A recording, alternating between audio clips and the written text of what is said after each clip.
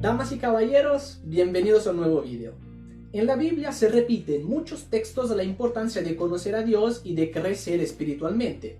Por ejemplo, leemos: enseñen a los nuevos discípulos a obedecer todos los mandatos que les he dado. Este proceso continuará hasta que todos alcancemos el conocimiento del Hijo de Dios y que seamos maduros en el Señor y crezcan en la gracia y el conocimiento de nuestro Señor y Salvador Jesucristo. Necesitamos crecer para dejar de ser inmaduros y para no ser arrastrados de un lado a otro ni empujados por cualquier corriente de nuevas enseñanzas.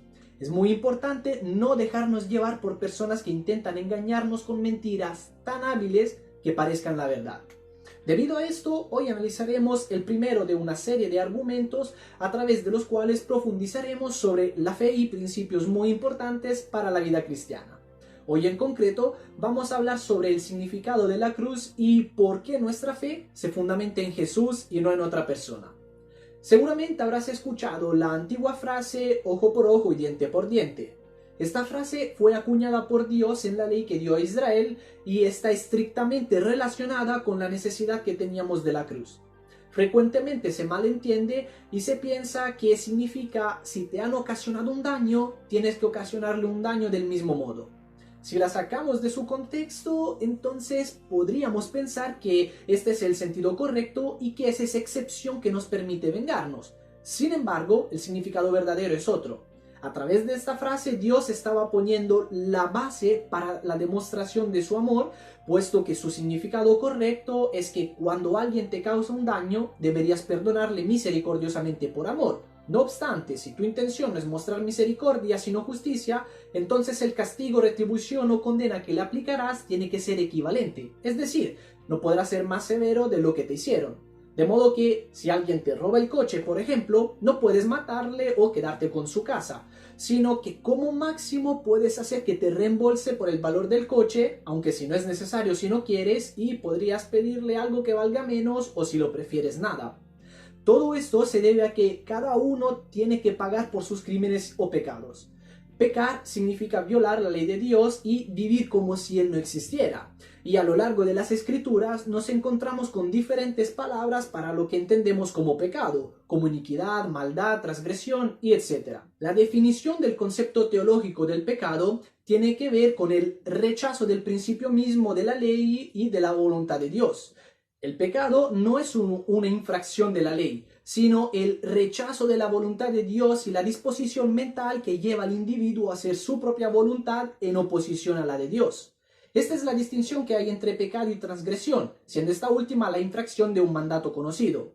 Desde Adán hasta Moisés, los hombres no pecaban transgrediendo o infringiendo la ley, pero sí pecaban y murieron por esto. A Adán se le había dado un mandato específico, al cual desobedeció, pero desde Adán hasta Moisés no fue dada ninguna ley en concreto y por esto no hubo transgresión. Sin embargo, sí hubo pecado, en el sentido de que vivían rechazando y oponiéndose a Dios, y fue el pecado y no los pecados lo que provocó el diluvio.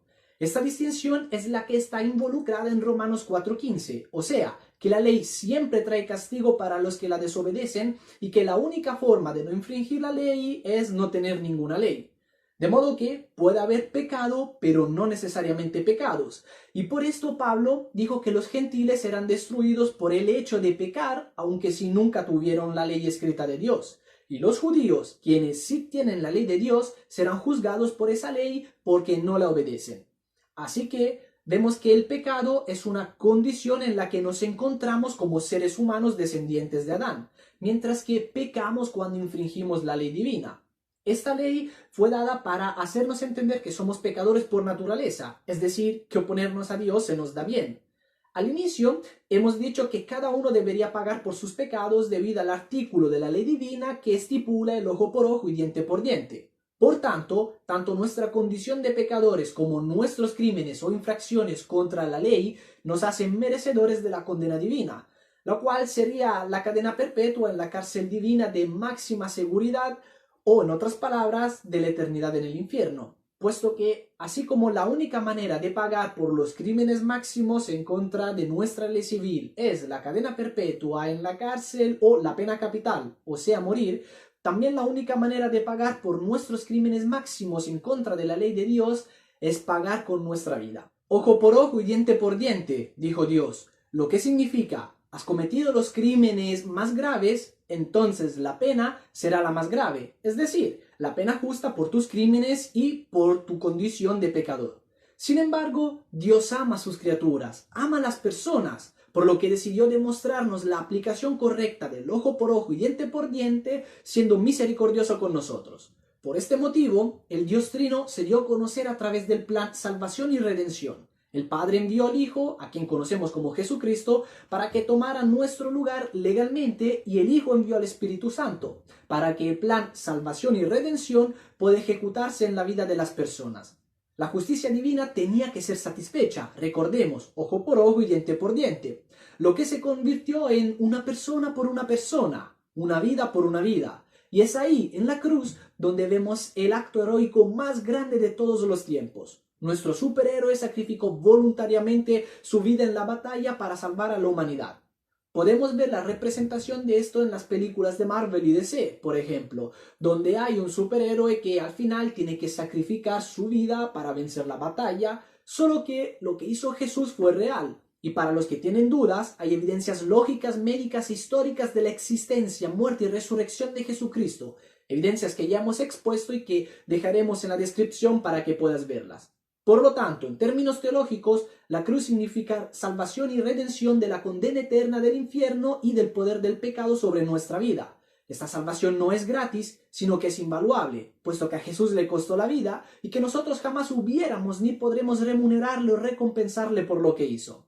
Antes de la salvación, tu vida está plagada por el pecado, y después de la salvación tu vida ya no te pertenece, puesto que Dios pagó por esta y ahora es de Él.